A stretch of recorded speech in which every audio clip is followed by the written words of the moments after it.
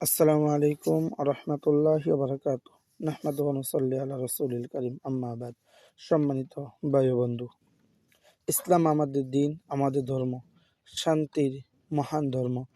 আজ সারা দুনিয়ায় ইসলাম বিজয়ের পতাকা উঠছে আপন মহিমায়। এটা একদিনে কায়েম হয়নি, লাখো মুসলমানের ত্যাগ আর অগণিত শহীদের রক্তের বিনিময়ে দুনিয়ার বুকে ইসলাম কায়েম হয়েছে।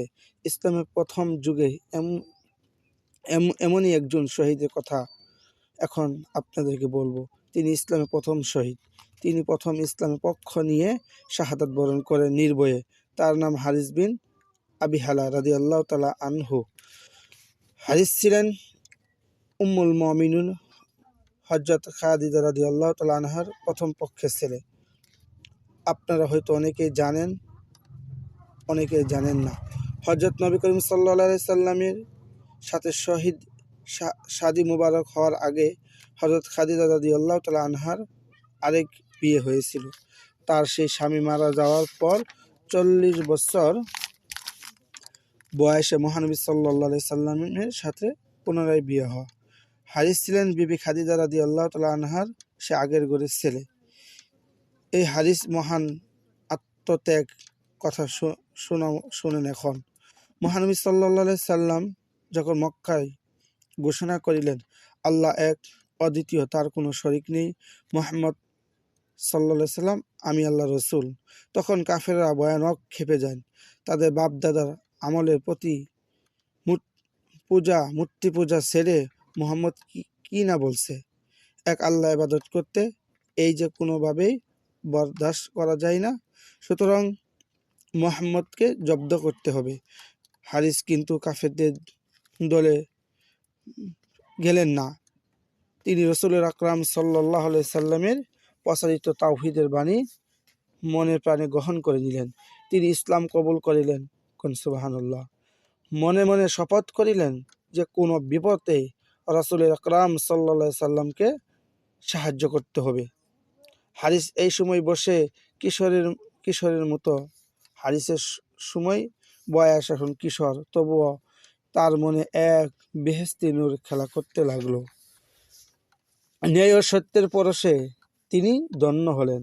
নবী করিম সাল্লাল্লাহু আলাইহি সাল্লাম নির্ভয়ে তাওহীদের বাণী প্রচার করতে চলছেন। তার যেন বিরাম নেই, বিশ্রাম নেই। কাফেররাও বসে নেই, তারা নানাভাবে বাধা দিয়ে চলছে তাকে। ইসলাম দুনিয়ার বুক থেকে মুছে ফেলার চক্রান্ত লিপ্ত হচ্ছেন তারা। একদিনের ঘটনা, কয়েকজন সাহাবীর সাথে নিয়ে রাসূল আকরাম সাল্লাল্লাহু আলাইহি সাল্লাম হাজির হলেন কাবা ঘরে। উদ্দেশ্যে এটি ইসলাম প্রচার, মানুষকে দিনের দাওয়াত দেওয়া। এই ঘটনায় কুরাইশের মধ্যে ভীষণ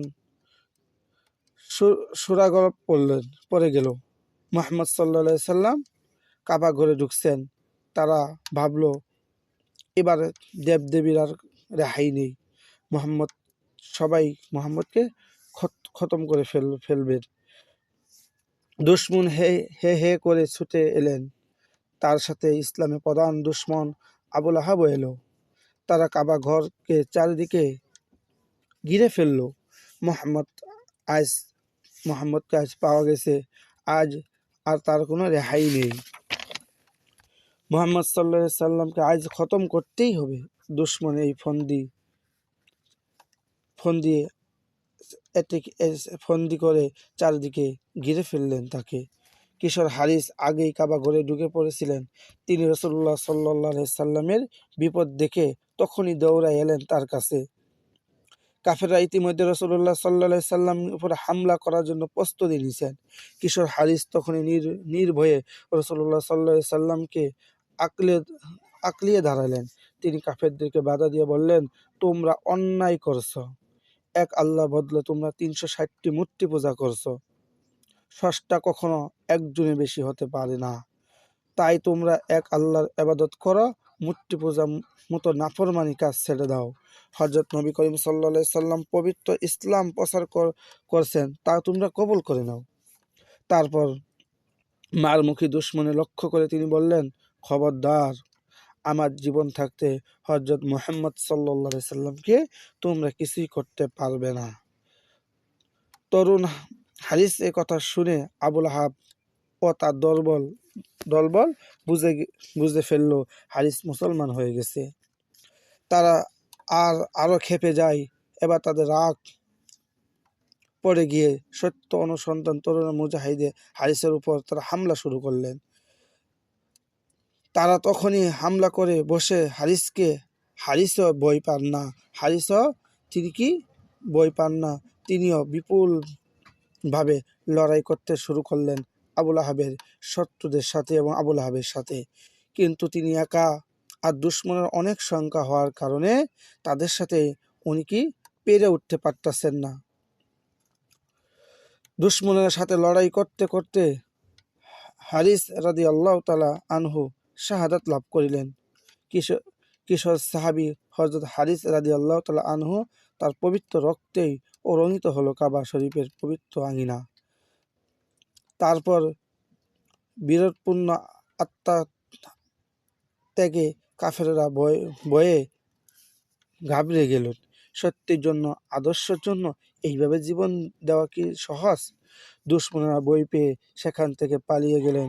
আর ইসলাম প্রথম শহীদ হিসেবে হযরত হারিস রাদিয়াল্লাহু তাআলা আনহু এর নাম ইতিহাসের সোনার হরফে লেখা থাকবে চিরকাল। তাই জন্য সকল মুসলমানদেরকে বলবো, এখনো দেখা যায় বাংলার জমিনে বিভিন্ন পৃথিবীর অন্তর থেকে আমার রসুলকে তারা গালিগালাজ করে। আমরা এখনো বেঁচে আছি, রসুলের উম্মত।